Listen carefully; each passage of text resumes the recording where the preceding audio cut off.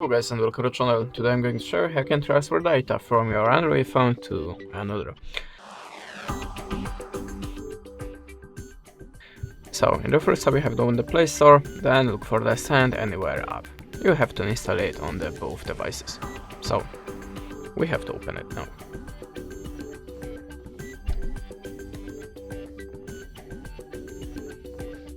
Now agree the terms and tap on the confirm.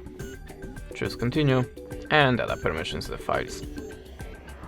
Click OK and select the apps, photos, videos, contacts, whatever you want, the files that you want to transfer.